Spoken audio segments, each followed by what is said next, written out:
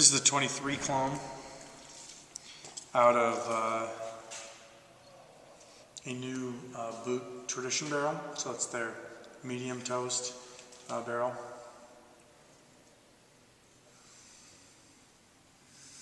And we'll taste that out of the Grand Reserve barrel. This medium toast barrel is one that we really like as well because it's not as higher impact as the video, but it brings a lot of sweetness to it. Yeah, it's got a good balance of sweetness and spice.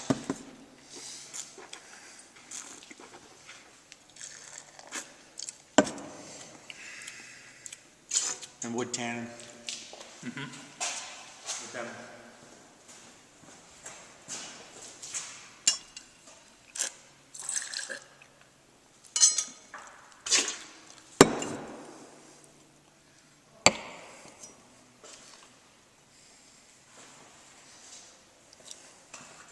So this is out of the Grand Reserve, the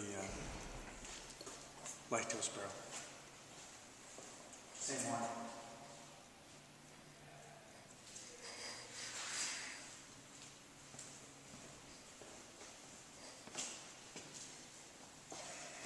It's a little bit brighter.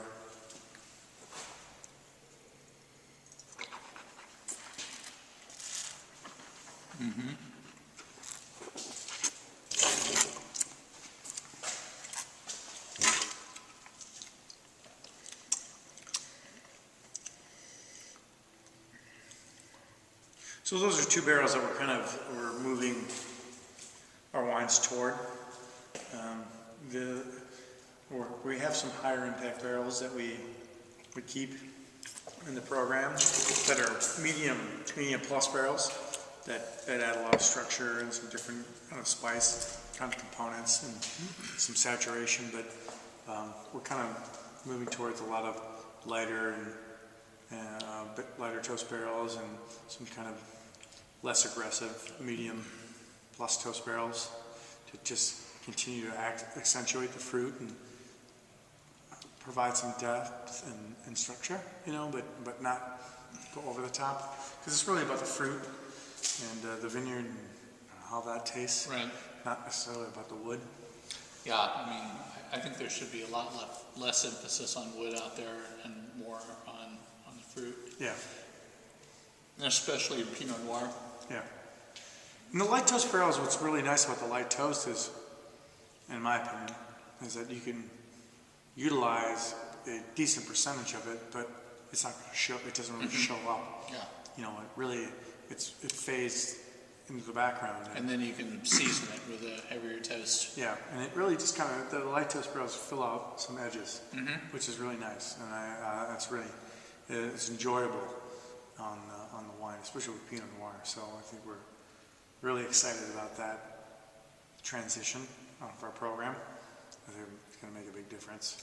Well, where I always find a lot of the interesting aspects of winemaking is how a winemaker can take a complexion of different barrels, some that may not be very sexy at all, that add something that creates more of a greater whole. Yeah. And how to know how to do that is very intriguing to me. It's a long process. I imagine it is. Just to see, because the same thing, that's what we've been trying to do, but one of the challenges or obstacles is you have the same barrel that's spread over multiple different vineyards and clones and sites, and sometimes it's going to react with a 23 at Keefer in one way, but a 667 at Copeland another way, and a Pizzone clone at Gary's another way, and then it's like, well, what is the true representation of that barrel? So then you do it again with those same ones, and it's like, okay, now I can figure out maybe they're a little more consistent, or less consistent, or they see the same thing. So it takes us about 3 vintages to kind of get an idea truly of what the barrel is all about, and so it's a slow moving process, and then so it's like it's 3 vintages, but 6 years from bottle to release. Yeah. So it's a very, very slow process. That's the other thing that kind of blows me away as a writer is taking the wineries have to take the long view to getting to a point where that's the goal. Yeah. And that nothing beneficial happens like overnight. No. And, even with like your ripeness or acidity or just the barrels and bottling, all the little things. I mean, we only have one opportunity to change it, and then it takes years to figure out if it worked or not. Right. So, it's a very slow-moving process. Which is good, though. I mean, we've been lucky. For us, is we have a lot of peers that are very open, and so you have to go challenge yourself and go outside of your cellar and see what other people are doing, which is good. So, do you want to quickly try the Gary's?